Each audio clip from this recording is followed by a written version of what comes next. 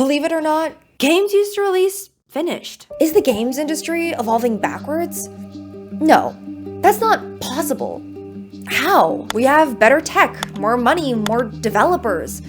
That should lead to better games, right? Well, that's not necessarily the case. Lethal Company, an indie horror game made by one person, has been outselling Call of Duty. Many people say AAA games are repetitive now, and games like Baldur's Gate are an anomaly. Modern games have all the resources they need, but they become bloated with content and lack focus. Hey, it's almost like people enjoyed games back then more.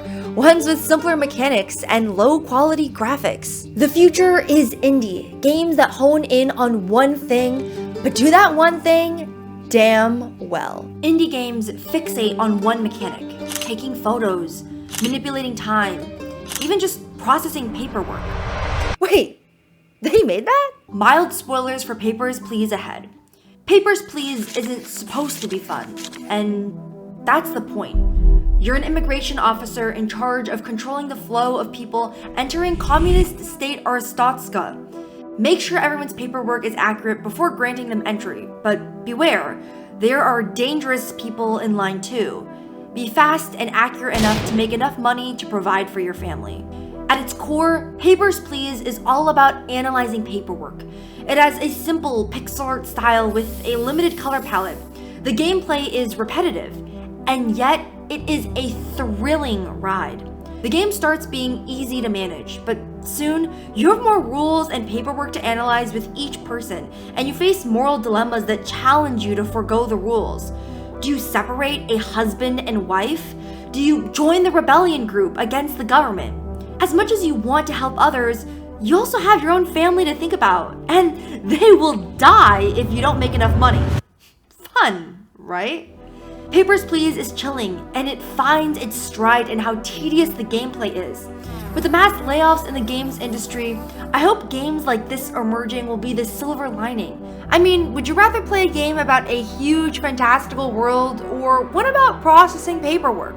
Well, when I think about the games that move me the most, many of them do one thing, but do that one thing damn well, even if it's paperwork. Papers, Please is a game focused on one concept, but what about a game that doesn't even try to be a game? A game with no objective. Her Story is more like an interactive movie than a game. Hannah Smith's husband has been killed. You've come across a computer with archival video footage of her 7 police interviews, but you can't watch them in chronological order, as they've been clipped into hundreds of videos. Search words or phrases spoken in the interview into the computer's database to uncover more videos, and slowly you realize not everything is as they seem. There is no ending to the game, no aha moment where you've cracked open the case. You simply watch until you're satisfied. Given the non-linear narrative in the game, there's nothing stopping you from uncovering the juiciest parts of the story first. The lack of structure to the narrative is what makes it so exciting. At any moment, you could come across a video that reveals the truth about the case. Watching the footage feels intimate. You're privy to a woman's darkest secrets, and boy, are there a lot. What's more thrilling, being a soldier in a war like Call of Duty, or knowing what a woman really thinks? You want to be a game developer. Maybe you don't know how to draw. Maybe you're a subpar programmer, or maybe you've never even tried it before. You don't know how to compose. What if I told you you could still make a game that rivals those with big budgets? That's Her Story. Papers, Please and Her Story take hours to finish. What about a game that only lasts 10 seconds? A game with no graphics? Queers in Love at the End of the World is an interactive fiction game that, like the title suggests, is about being with your lover with only 10 seconds left until everything is wiped away. On the side, there's a timer that displays how many seconds are left. With so little time left, you can only do so much. Kiss her, hold her, take her hand, or tell her. Advance the game by, with so little time left, you can only do so much. Kiss her, hold her, take her hand, or tell her. Advance the game by clicking on blue text. Many of the paths take longer than 10 seconds to finish, so you'll have to replay the game just to get one of the endings. Some of the endings are beautiful, some risque, all of them passionate and filled with hunger. The writing is gorgeous and describes a love we all yearn for. So many things in her smell, coffee and hair dye, yeah, but also memory, Associations that run wild and take you back to 100 places at the same time. History. Queers in Love at the End of the World is powerful because of how short it is. The ephemeral nature of this game signals to the transient nature of love and life. One moment you're kissing your lover passionately, the next everything could be gone. The game is inspired by the quote, "When we have each other, we have everything." It has a black background and uses the default UI. The lack of visuals makes you really focus on the words, the feelings. Just as you're basking in the company of your partner, it's pulled away from you, and you have to start from the beginning.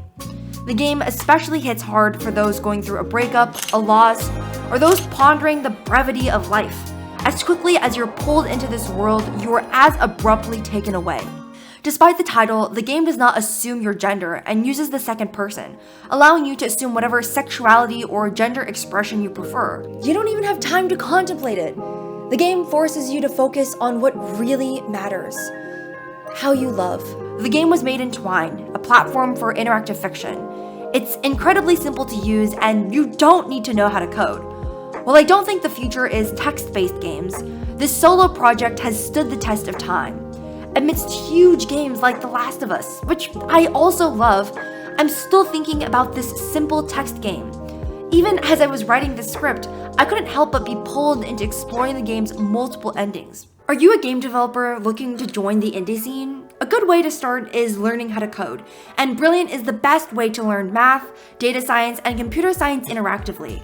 Education doesn't have to cost you thousands of dollars or take years of schooling, as Brilliant offers thousands of lessons from basics to advanced topics. Are you busy? Brilliant customizes content to fit your needs and lets you solve at your own pace.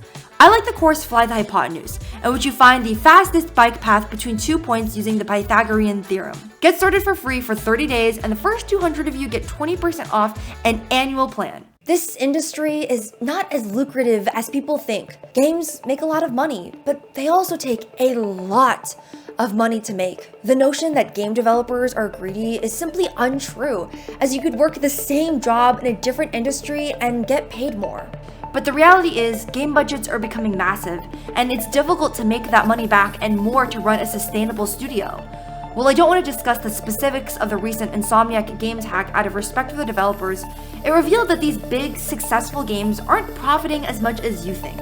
As devastating as the layoffs have been, I myself am familiar as someone who was laid off last year. It will issue a new era for games, a surge in indie titles, some failures, some fantastic. If you want in-depth videos on game design and game dev, I have a Patreon where I offer exclusive videos, game dev resources, and one-on-one consulting. As someone who recently lost my job, I would really appreciate support there to continue making the videos that I do. Subscribe if you enjoy these video essays. You can follow me on my other socials. I will see you in the next one.